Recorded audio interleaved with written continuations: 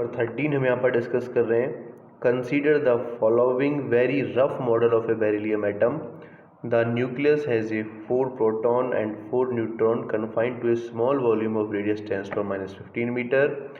The two 1s electrons makes a spherical charge cloud at an average distance of 1.3 10⁻11 meter from the nucleus, whereas the 2s electrons makes another spherical cloud at an average distance of 5.2 10⁻11 meter from the nucleus.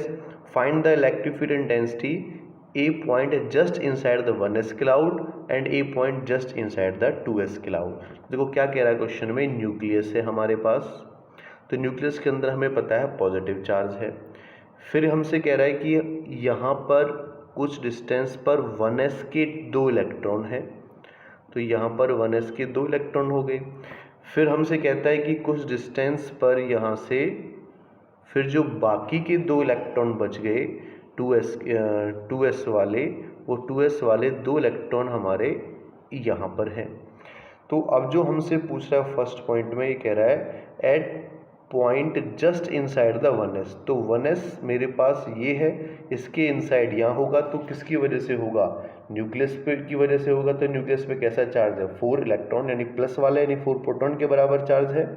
तो यहाँ से जो electric field intensity मेरे पास हो जाएगी वो किसके equal हो जाएगी बच्चों, फॉर्मूला Q/4πε0 r² के इक्वल यहाँ से होगी। तो Q की वैल्यू कितनी है बच्चों, यहाँ से अगर मैं Q की वैल्यू निकालूँ तो 4 चार्ज और इलेक्ट्रॉन, बस प्लस का नहीं प्रोटॉन का चार्ज पुट कर सकता हूँ प्लस वाला, डिवाइड बाई 4πε0 की वैल्यू 9 × 10⁻9 हो जाएगी, और r², तो डिस्टेंस 1s का कितना दे रखा है, अच्छा इसके अंदर निकालना है। तो 1s का डिस्टेंस अंदर की बात करते हैं हम, ये 1.3 कितना हो जाएगा, 1.3 × 10⁻11 और उसका हो जाएगा बच्चों स्क्वायर। ठीक है, तो इसको हम सॉल्व कर सकते हैं। तो देखो सॉल्व कीजिए, पावर्स को सॉल्व कर लेते पहले। ये पावर्स है हमारे पास, यहाँ से 9 4 36 इंटू इसके पॉइंट से पॉइंट हटा देते हैं तो 16/13 इंटू पावर्स यहाँ से 22 ऊपर जाएगा तो 19 ऑलरेडी है, तो प्लस का 3 बचेगा, इसके साथ होगा तो 10⁻12।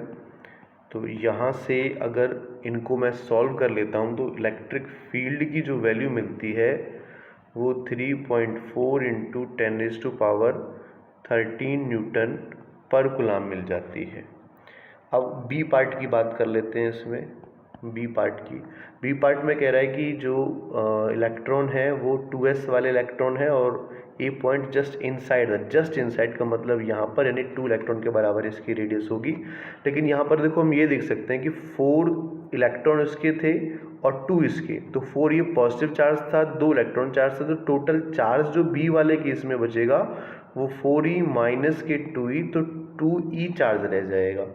तो यहाँ से अगर इलेक्ट्रिक फील्ड निकालेंगे तो 2 × 1.6 10⁻⁻19 और 1/4πε0 की वैल्यू 9 × 10⁻9 और डिस्टेंस कितना दे रखा है अब हमें 5.2 × 10⁻11 का स्क्वायर। ठीक है, तो ये कैलकुलेशन है, इस कैलकुलेशन को सॉल्व करने के बाद हमें अप्रॉक्सीमेटली मिल जाता है 1.1 × 10⁻12 न्यूटन पर कूलम।